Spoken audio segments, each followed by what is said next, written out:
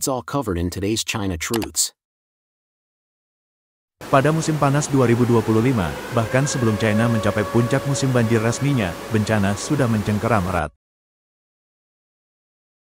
Dari pabrik-pabrik berasap di utara hingga sawah-sawah di selatan, hujan tanpa henti bergabung dengan sungai-sungai yang meluap, mengubah apa yang seharusnya menjadi hujan musim panas biasa menjadi mimpi buruk yang terus bergulir. Air tidak meledak dalam gelombang yang tiba-tiba. Air merambat sedikit demi sedikit, hari demi hari, sampai seluruh provinsi ditelan sepenuhnya. Pada tanggal 4 Juli para pejabat tidak punya pilihan selain mengakui angka yang suram. 329 sungai sudah naik di atas ambang batas bahaya. Namun, statistik tersebut hampir tidak menggores permukaan. Ini bukan hanya alam yang mengamuk. Ini adalah produk dari keangkuhan manusia. Dan di pusat badai terletak megastruktur paling kontroversial di China modern. Bendungan Tiga Ngarai. Dulunya diarak sebagai pencapaian puncak Partai Komunis China, bendungan ini telah menjadi liabilitas terbesarnya. Pada tahun 2003, media pemerintah mengagungkannya sebagai bendungan yang cukup kuat untuk menahan banjir yang terjadi sekali dalam milenium. Janji itu kemudian dilunakkan menjadi sekali dalam seabad. Hari ini, saat peringatan darurat meraung di seluruh cekungan Yangtze, bahkan klaim itu terasa seperti lelucon pahit. Ilusi tak terkalahkan retak, secara harfiah dan kiasan. Untuk mengurangi tekanan, pihak berwenang membuka 11 pintu air besar, melepaskan aliran 44.000 meter kubik per detik, cukup untuk menenggelamkan Danau Barat Hum berkali-kali. Para pejabat menyebutnya sebagai keharusan teknis. Penduduk desa menyebutnya sesuai dengan kenyataannya, banjir buatan manusia. Beijing melindungi pusat-pusat industri sementara lahan pertanian dan kota-kota di hilir dibiarkan menghadapi bencana. Negara memilih politik di atas rakyat. Selama bertahun-tahun, Dr. Wong Weiwo, seorang insinyur hidrolik yang pernah terkait dengan bendungan, telah memperingatkan akan hasil persis ini. Menurutnya, bendungan itu tidak pernah benar-benar tentang pencegahan banjir. Bendungan itu adalah mesin keuntungan, menyalurkan kekayaan tenaga air kepada para elit di sepanjang pantai China. Para ahli mendesak untuk menurunkan permukaan air sebelum musim monsun. Sebaliknya, bendungan tetap diisi hingga penuh secara berbahaya, menghilangkan penyangga keamanannya. Ketika langit terbuka, kepanikan mengikuti, dan pintu air tidak punya pilihan selain meraung. Wong menyebutnya sebagai badak abu-abu, bencana yang terlihat jelas, diabaikan sampai menginjak-injak segalanya. Dan bahayanya tidak berhenti pada satu bendungan kolosal. China dipenuhi dengan hampir 100.000 bendungan, banyak diantaranya dibangun puluhan tahun lalu dan sekarang sudah membusuk. Pelepasan air mendadak di tengah malam telah menjadi hal rutin, melenyapkan seluruh desa tanpa peringatan dan tanpa pertanggungjawaban. Bahkan bendungan itu sendiri menunjukkan tanda-tanda yang mengkhawatirkan. Beijing mengakui adanya pergeseran kecil. Namun, para ahli independen melukiskan gambaran yang lebih gelap, retakan yang semakin dalam di bawah tekanan, peningkatan ketidakstabilan seismik, dan gempa bumi yang berlipat ganda 30 kali lipat sejak bendungan terisi. NASA bahkan telah mengonfirmasi bahwa bobot kolosal bendungan sedikit mengubah rotasi bumi. Ini bukan hanya rekayasa yang cacat. Ini adalah tragedi manusia yang sudah ditetapkan. Untuk membersihkan lahan bendungan, 1,3 juta orang dicabut dari akarnya. Relokasi paksa terbesar untuk satu proyek dalam sejarah. 13 kota, 140 kota kecil, dan 1.300 desa menghilang di bawah air. Peninggalan budaya yang tak ternilai harganya lenyap selamanya. Sementara keluarga-keluarga yang dipindahkan terperosok dalam kemiskinan, keuntungan mengalir ke timur menuju kota-kota pembangkit tenaga listrik seperti Shanghai. Sejarah membuat risiko ini semakin mengerikan. Pada tahun 1975, runtuhnya bendungan Bangau, yang disembunyikan dari publik selama beberapa dekade, menewaskan sekitar 230.000 orang. Para penyintas masih membawa luka-luka itu. Sekarang, para ahli memperingatkan jika bendungan Tiga Ngarai runtuh, baik karena salah urus, keruntuhan, atau badai yang tak terhentikan, konsekuensinya akan jauh lebih besar dari tragedi itu. Ini tidak hanya akan melepaskan banjir dahsyat, tetapi juga dapat mengguncang fondasi kekuasaan Partai Komunis China. Michael Oslin dari Hoover Institution terus terang. Jika bendungan itu runtuh, begitu juga rezimnya. Selama beberapa dekade, PKC melilitkan citra kekuasaan dan kemajuannya di sekitar struktur ini. Namun, retakan, baik pada beton maupun pada reputasi, dapat memicu kekacauan dalam skala yang mustahil untuk ditahan. Tanda-tanda peringatan sudah berkedip. Pada tanggal 29 Juni hujan deras mengguyur cekungan Sichuan. Menjelang malam, bendungan Zipingpu terpaksa melepaskan air dan dalam beberapa hari banjir menggenangi distrik Chengdu. Pada tanggal 3 Juli lingkungan luas terendam air. Bencana semakin cepat bukan melambat. Saat Yangtze membengkak, ia tidak hanya menguji dinding beton, ia menguji kelangsungan hidup sistem politik yang membangun otoritasnya di atas janji-janji stabilitas. Bendungan itu dipuji sebagai kemenangan umat manusia atas alam.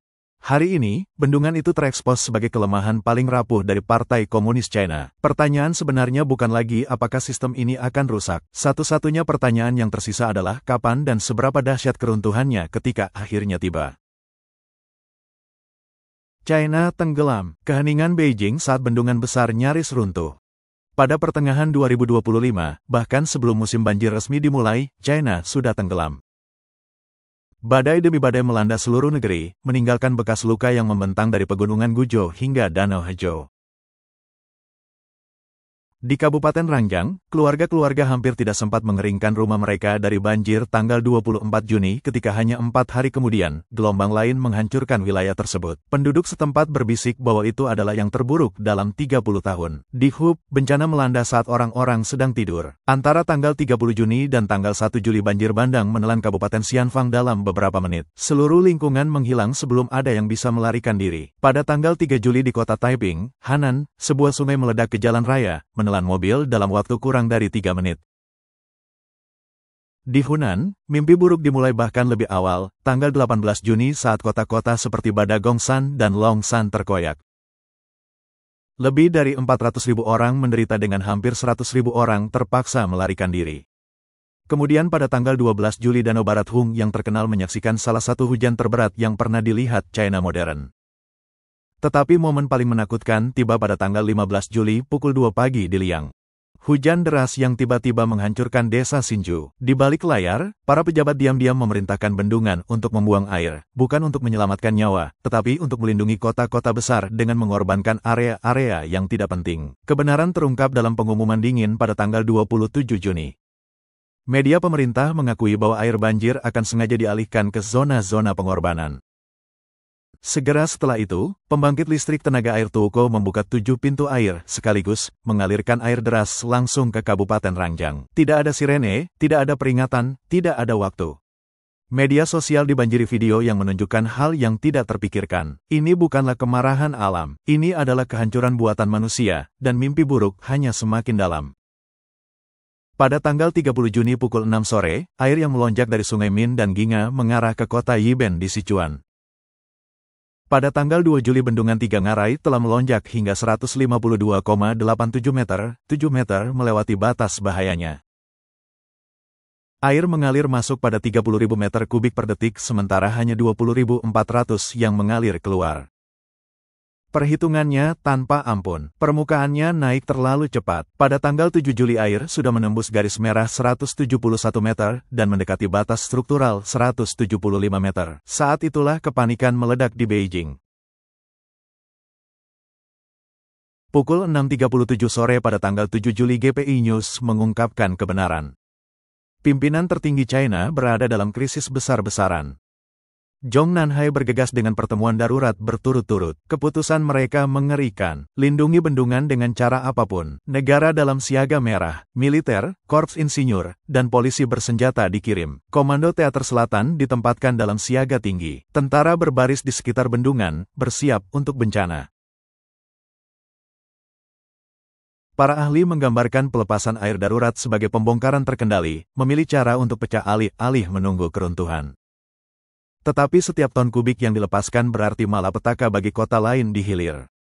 Yichong, Wuhan, Nanjing, semuanya bersiap menghadapi dampak. Pilihan Beijing sudah jelas, selamatkan bendungan, bahkan jika itu berarti menenggelamkan rakyatnya. Melalui semua itu, Beijing tetap diam. Pada konferensi pers yang jarang terjadi, Wakil Menteri Sumber Daya Air Chen Min mengakui bahwa 329 sungai telah melewati batas peringatan. Tetapi di luar itu, para pemimpin bangsa menghilang, meninggalkan warga untuk menghadapi banjir sendirian. Salah satu contoh paling gelap terjadi di Kabupaten Jinfeng, Kotani, Hubei. Air deras menerjang wilayah itu dalam semalam, menyerang tanpa peringatan. Pada saat para pejabat mengeluarkan siaga merah saat fajar, kehancuran sudah menyebar. Dalam waktu 12 jam, 342 mm hujan telah memecahkan setiap rekor sejarah.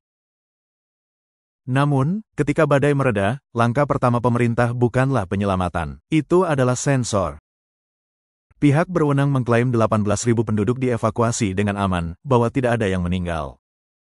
Tetapi para saksi melukiskan gambaran lain. Seorang penduduk bermarga Hang mengatakan setidaknya 2 orang tenggelam di kompleks apartemen, kastil romantis sementara yang lain terluka parah. Jumlah korban tewas yang sebenarnya disembunyikan, sama seperti kebenaran. Bagi jutaan orang di seluruh China, banjir bukan lagi hanya tentang air, rumah yang hancur, atau kota yang rusak. Ini tentang pengkhianatan. Setiap pintu air di hulu yang dibuka, setiap fakta yang dihapus dari berita meninggalkan pertanyaan mengerikan yang menggantung di atas rakyat. Ketika politik memutuskan siapa yang hidup dan siapa yang mati, siapa yang akan melindungi warga negara sendiri,